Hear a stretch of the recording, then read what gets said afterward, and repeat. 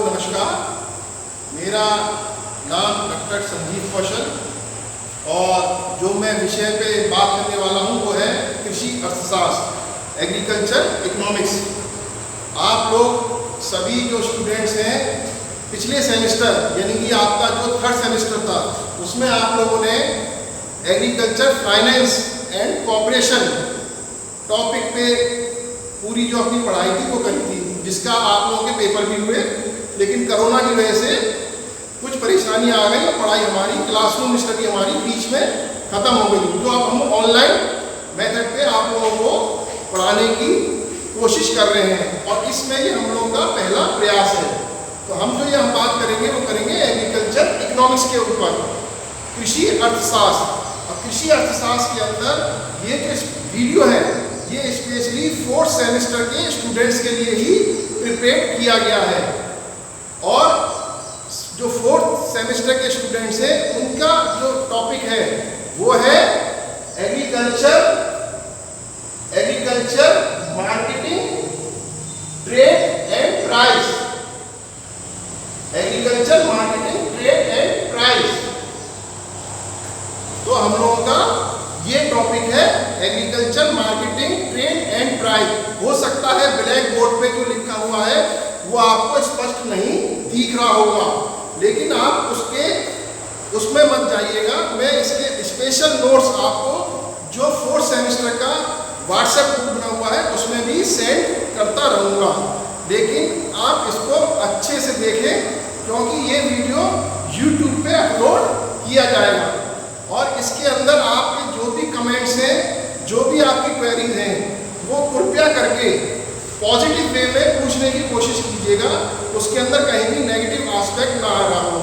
अगर आपकी कोई पर्सनल क्वेरी है तो आप व्हाट्सएप ग्रुप में भी पूछ सकते हैं। तो हमारा जो फोर्थ सेमेस्टर का टॉपिक है एग्रीकल्चर इकोनॉमिक्स के अंदर वो क्या है? Agriculture marketing, trade and price. Agriculture marketing, trade and price. तो हम इसके ऊपर ज़्यादा से ज़्यादा बात करने की कोशिश करेंगे। Agriculture marketing, trade and price. तो इसके अंदर जो आपका सिलेबस है वो सिलेबस बहुत सारे एस्पेक्ट और टॉपिक्स कवर करता है, लेकिन अभी हम शुरुआत में वीडियो के अंदर छोटे छोटे टॉपिक को कवर करेंगे जिससे कि आप अच्छे से समझ सकें। और मैं फिर से एक चीज़ दोहरा दूं कि अगर आपको इसके अंदर कोई चीज़ समझ में नहीं आ रही है बात, तो आप अपने व्हाट्सएप ग्रुप में और कमेंट्स के और टेलीफोन के माध्यम से उस क्वेरी का समाधान कर सकते हैं। क्योंकि ये जो वीडियो है व्हाट्सएप यूट्यूब पे अपलोड किए जा रहे हैं। ठीक है, तो हम लोग आगे बढ़ते हैं। मैं दोबारा से दोहरा रहा हूँ, टॉपिक का नाम क्या है? Agriculture marketing, trade and price. इसका क्या मतलब हुआ हिंदी में? कृषि विपणन। और ट्रेड का मतलब क्या है? व्यापार। एंड प्राइस का मतलब क्या है? मूल्य। ठीक है, agriculture marketing, trade and price. अब हम इसके अंदर जो सबसे बड़ी चीज है, जो छोटे से एस्पेक्ट आते हैं, मार्केट में क्या होता है? बाजार होता है। बाजार आप लोगों ने एक प्रचलित शब्द है, आप लोगों ने सबने ही सुना होगा कि बाजार क्या होता है। बाजार में हम जाते हैं, पैसा देते हैं और दुकानदार से कुछ चीज़ खरीद लेते हैं। तो उसके अंदर हमको जो एस्पेक्ट है, इसका टॉपिक है बाजार। इसको पहले हम क्लियर करेंगे और आपको ऐसे लेमैन, एक जो ग्रामीण होता है और जो लेमैन होता है वो उसको क्या बोलेंगे, मैं उसकी परिभाषा पहले आपको समझा रहा हूँ। बाजार किसी स्थान विशेष को ना कहकर संपूर्ण क्षेत्र जिसमें क्रेता और विक्रेताओं के अंदर स्वतंत्र स्पर्धा पाई जाती है या होती है जिससे किसी वस्तु की एक कीमत जल्दी से जल्दी निश्चित हो जाती है। बाजार में संपूर्ण क्षेत्र आता है। अब यहाँ ये जो मैंने बात बोली है इसको समझने की जरूरत है। क्या बोला मैंने? बाजार किसी स्थान विशेष को ना कहकर संपूर्ण क्षेत्र को जिसमें क्रेता कौन होता है? खरीदने वाला और विक्रेता बेचने वाला के अंदर स्वतंत्र स्पर्धा पाई जाती है या होती है, जिससे किसी वस्तु की एक कीमत जल्दी से जल्दी निश्चित हो जाती है। बाजार में संपूर्ण क्षेत्र आता है। बाजार में संपूर्ण क्षेत्र से मतलब है कि बाजार का जो एरिया है, संपूर्ण क्षेत्र। बाजार आपके गांव में भी हो सकता है, आपके कस्बे में भी हो सकता है, शहर में भी हो सकता है, और बाहर किसी दूसरे प्रदेश में या राष्ट्र में भी हो सकता है। तो ये एक लेमैन के हिसाब से परिभाषा थी बाजार की।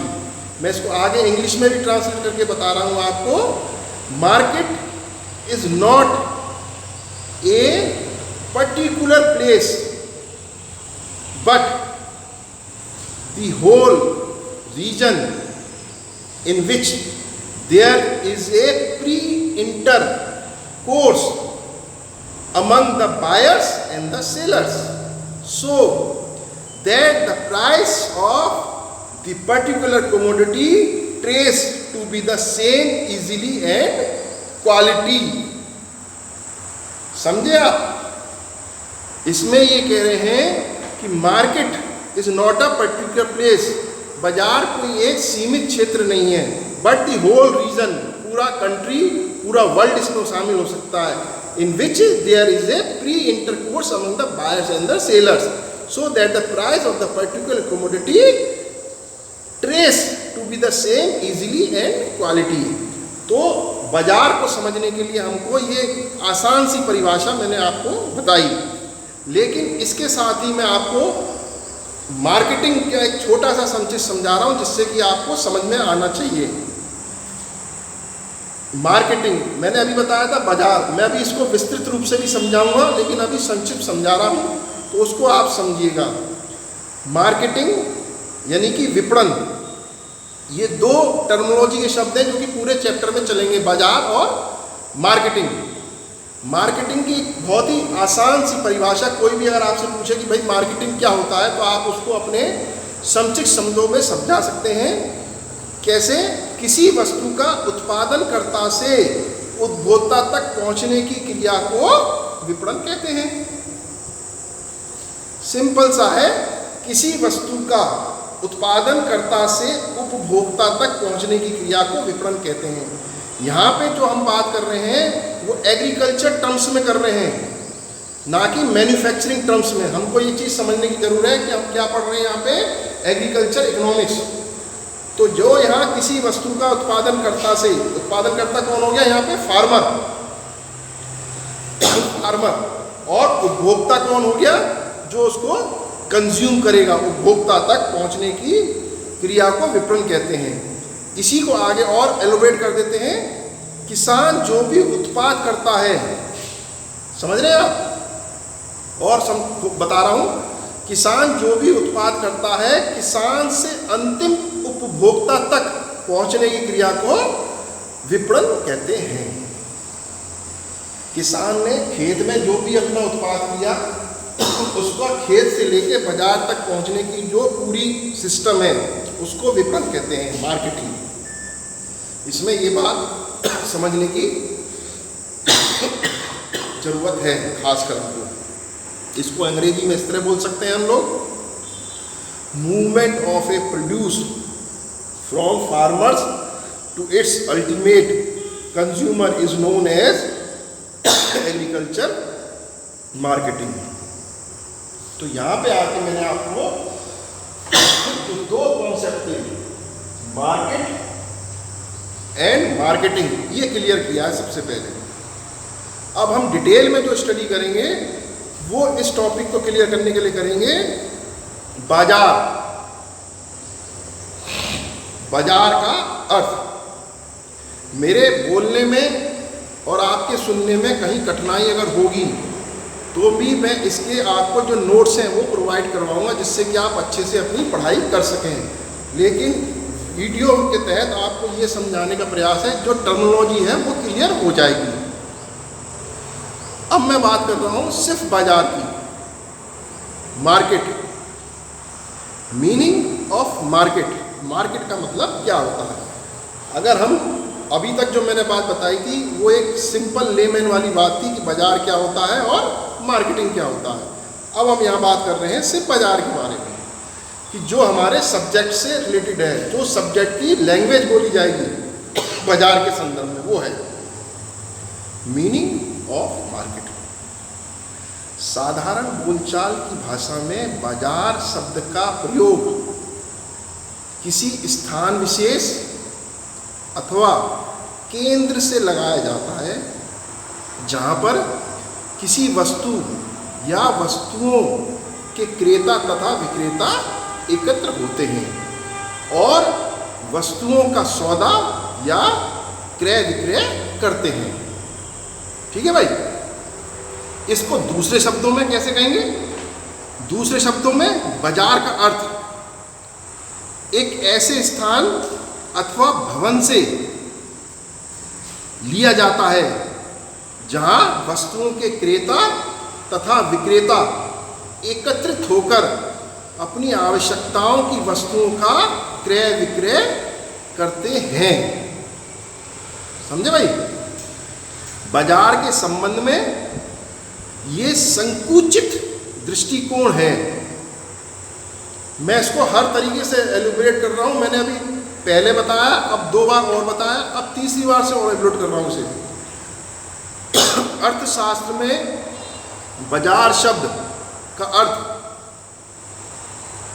आर्थिक व्यापक रूप में लिया जाता है। अब ये हम इकोनॉमिक्स टर्मिनोलॉजी में बात करेंगे। अर्थशास्त्र में बाजार का अर्थ आर्थिक, अर्थशास्त्र में बाजार शब्द का अर्थ अधिक व्यापक रूप में लिया जाता है।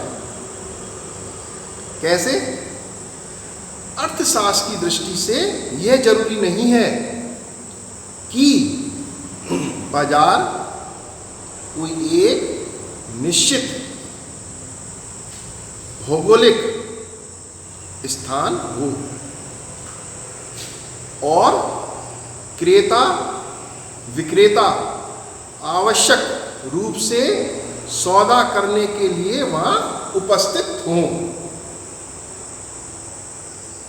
समझे भाई? कारण यह है कि क्रय विक्रय एजेंटों नमूनों तथा मानकों द्वारा सौदा टेलीफोन, इंटरनेट, तार पत्रों द्वारा भी किया जा सकता है। अर्थशास्त्र के अंतर्गत बाजार से अभिप्राय उस समझ क्षेत्र से होता है जहां किसी वस्तु के क्रेता एवं विक्रेता आपस में प्रतिस्पर्धा करते हैं। मैं दोबारा रिपीट कर रहा हूं। अर्थशास्त्र के अंतर्गत बाजार से अभिप्राय उस समझ से होता है जहां किसी वस्तु के क्रेता एवं विक्रेता आपस में प्रतिस्पर्धा करते हैं। ये पूरी बाजार के बारे में टर्मिनोलॉजी थी। आगे और चैप्टरों में जो ये शब्द बोले गए हैं उनको और सिस्टमेटिक तरीके से विश्लेषण किया जाएगा। ये जो मैंने अभी तक बताया आपको मीनिंग ऑफ मार्केट, बाजार का अर्थ था। ठीक है भाई? अब हम इस पे आते हैं डेफिनेशंस ऑफ मार्केट। अभी हम केवल बाजार के ऊपर बात कर रहे हैं। ठीक है? तो इसमें जो पहली परिभाषा है वो है प्रोफेसर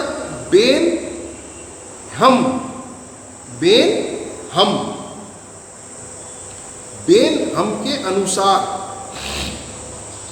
बाजार वह क्षेत्र होता है जिसमें क्रेता और विक्रेता सीधे तौर पर अथवा व्यापारियों के माध्यम से